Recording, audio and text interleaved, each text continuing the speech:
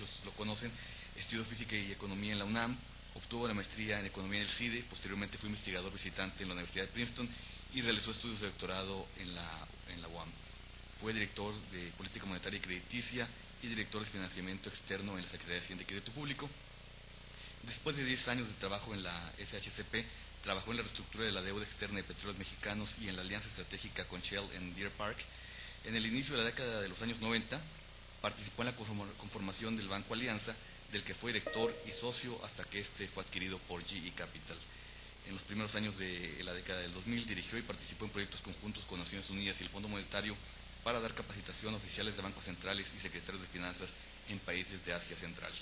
En el campo académico se desempeñó como vicerrector general de la Universidad de las Américas en Puebla y ha sido profesor e investigador en materia económica y financiera en instituciones como el CIDE, el ITESM, el ITAM, la Universidad de Anáhuac, la Universidad Iberoamericana, la UAM y el Colegio de México. Más recientemente organizó la Sociedad Financiera Popular, Fin Social, de la que actualmente es presidente del Consejo de Administración y actualmente se desempeña como director del Centro de Estudios Económicos del Sector Privado. Luis. Gracias. Buenos días.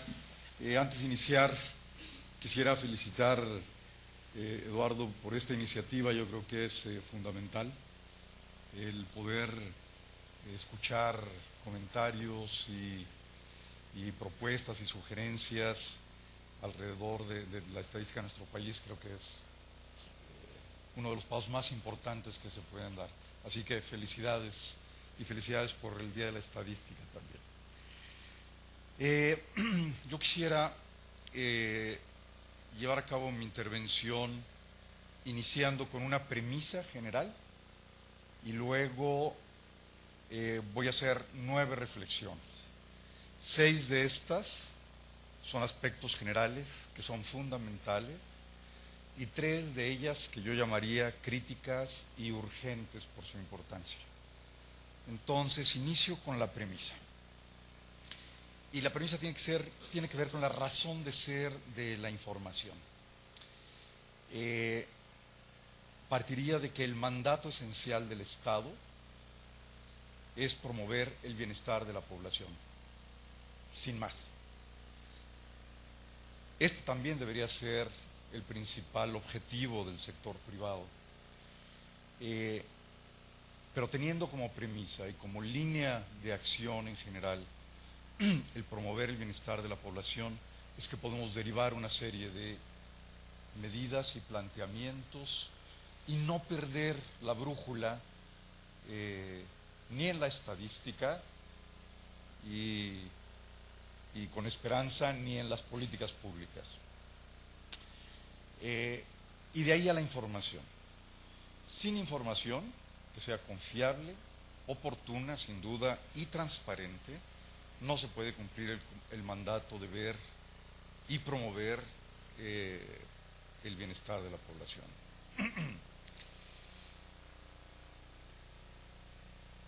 Muy brevemente, la importancia de la información, yo creo que ya se ha dicho hasta el cansancio en estos días, pero desde este punto de vista, desde el punto de vista del principal mandato de ver por el bienestar de la población en nuestro país, no hay duda que es el principal apoyo para diseñar las políticas públicas y la política económica.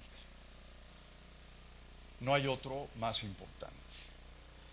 Es a través de todas estas variables de su evolución, económicas, sociales y demográficas, que se puede llevar a cabo el análisis, la evaluación, que es fundamental, y la sugerencia de medidas de políticas públicas.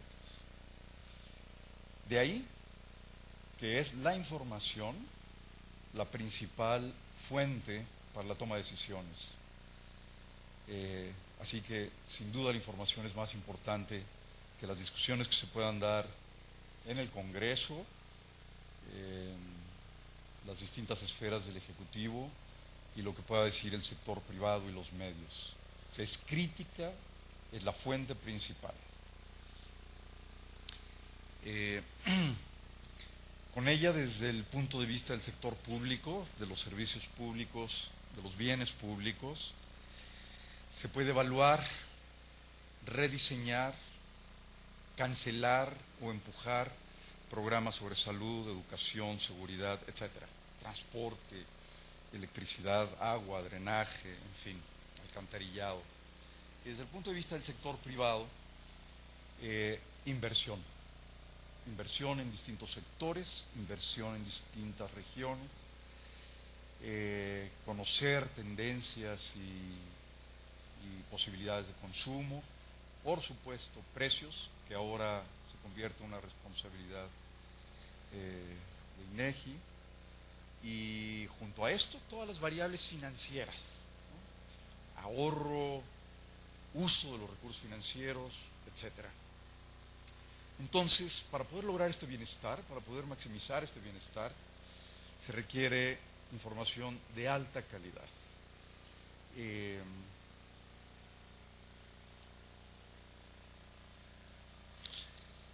Por suerte tenemos al INEGI, y con la promulgación de la ley en el 2008, donde cambia la personalidad jurídica, esto nos permite pensar efectivamente en una institución de estadística independiente, transparente, y que suministre toda la información que requiere el Estado y los usuarios, la sociedad.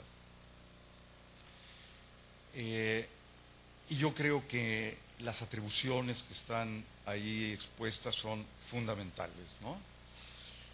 Producir la información, menciono algunas: estadística y geográfica, prestar el servicio público de información, promover el conocimiento y el uso de la información, y, fundamental, conservar la información.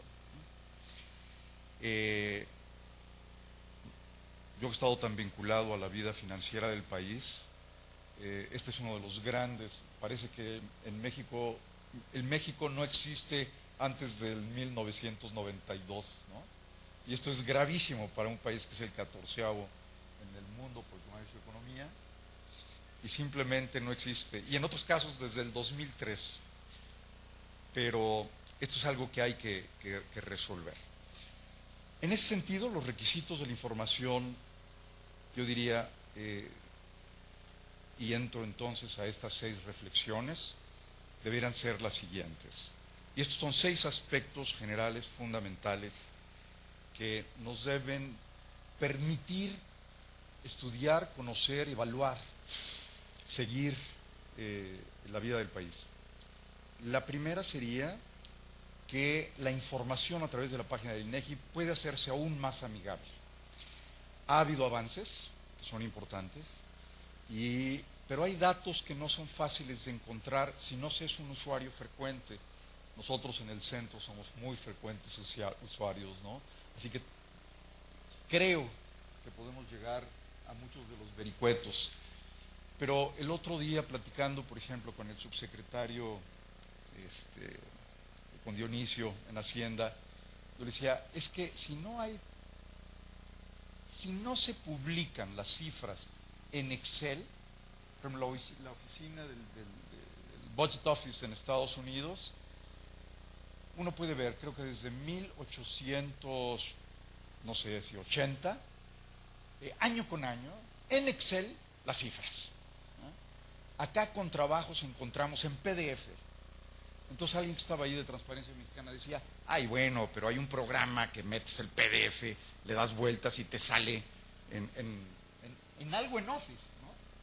¿Quién sabe en qué en Office? Porque a lo mejor sale como texto,